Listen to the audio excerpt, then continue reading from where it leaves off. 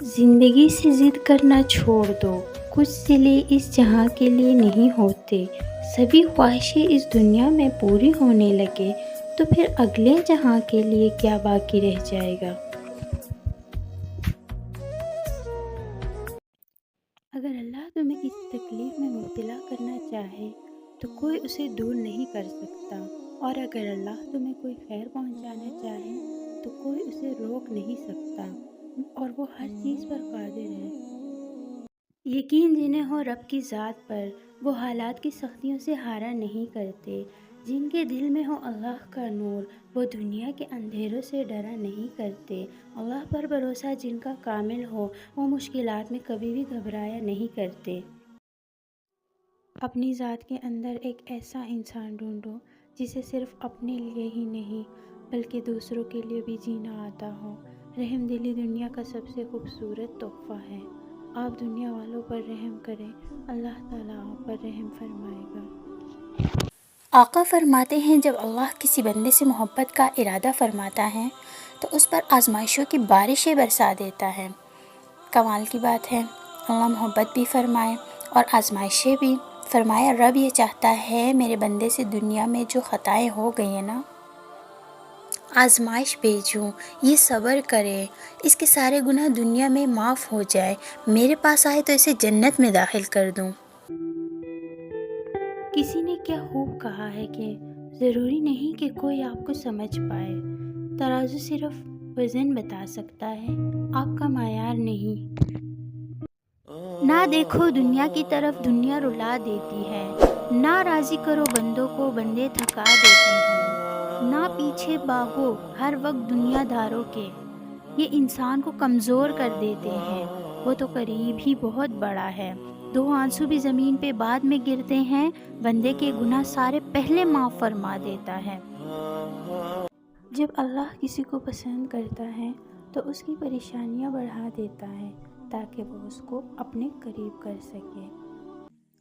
خود کو مرجانے مت دے، آپ نہیں تو کچھ بھی نہیں۔ یہ زندگی کوئی فضول تھوڑی ہے جسے کسی بھی واقعے کے سپورٹ کر دیا جائے۔ آپ خوش رہیں گے تو یہ دنیا بھی آپ کے ساتھ مسکرائے گی، کیونکہ رونے والوں کے ساتھ کوئی نہیں ہوتا۔ خود کو ہمیشہ ریلیکس اور پر اعتماد رکھیں، اپنا ساتھ کبھی نہ چھوڑیں، آپ کو آپ کی سب سے زیادہ ضرورت ہے۔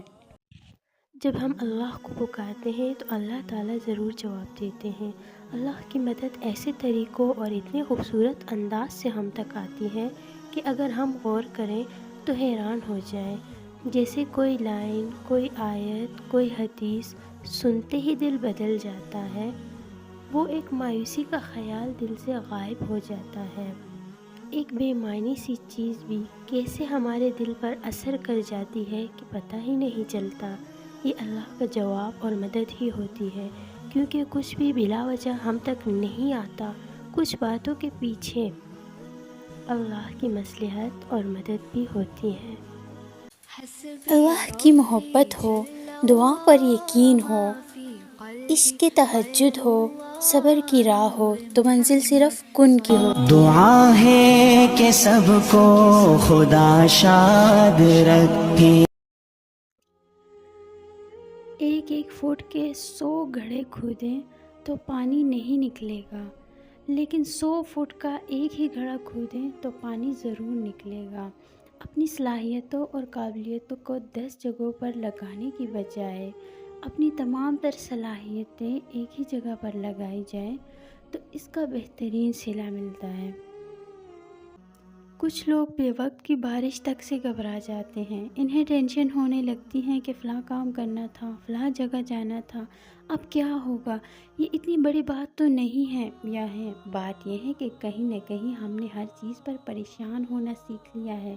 ہمیں پریشان ہونے کی نہیں، خود کو پرسکون رکھنے کی پریکٹس کرنی چاہیے۔ یہ سیکھ لینا چاہیے کہ بہت سے معاملات ہمارے کنٹرول میں ہوتے ہی نہیں ہیں، بہت سی باتیں، بہت سے لوگ، بہت ساری صورتحال ہمارے اختیار سے باہر ہے، اور جو چیز اختیار سے باہر ہو اس پر پریشانی کی مصیبت مول نہیں۔ کون کیا کرتا ہے، کیا کہتا ہے، کیا کھاتا ہے، کیا پیتا ہے، ان سب باتوں سے خود کو دور رکھیں۔ اپنا جائزہ لیجئے، خود سے ملاقات کیجئے، خود کو اچھائی پر مائل کیجئے، اپنے اندر کی خالی جگہوں کو پر کرنا سیکھیں، خود کو بھی کبھی کبھی محسوس کر لیا کریں۔ کچھ رونقیں خود سے بھی ہوتی ہیں۔ زندگی میں 2 باتیں ہمیشہ یاد رکھنا۔ نمبر 1، کسی کا بھلا کرنے والے پر واجب ہے کہ وہ اسی وقت اپنی نیکی بھول جائے۔ نمبر 2، جس کے ساتھ بھلائی کی جائے اس پر واجب ہے کہ زندگی بھر اپنے محسن کی نیکی کو یاد رکھے۔ کسی کی بات کو اپنے مطلب کے 10 معنی پہنانے سے بہتر ہوتا ہے تھوڑی زحمت کر کے اسی سے بات کا مطلب پوچھ لیا کرے، تاکہ بلا وجہ بدگمانی سے بھی بچے اور سکون بھی پائے۔ اگر راستہ خوبصورت ہو تو معلوم کرو کہ کس منزل کو جاتا ہے، لیکن اگر منزل خوبصورت ہو تو راستے کی پرواہ نہ کرنا۔ اگر آپ کو وہ سب کچھ مل جائے جو آپ کی مرضی تھی تو اللہ تعالیٰ کا شکر ادا کیجئے کہ اس نے آپ کی مرضی پوری کی، اور اگر آپ کو وہ نہ ملے جو آپ کی مرضی تھی تو اس سے بھی زیادہ شکر ادا کرو، کیونکہ وہ آپ کو اپنی مرضی سے دینا چاہتا ہے۔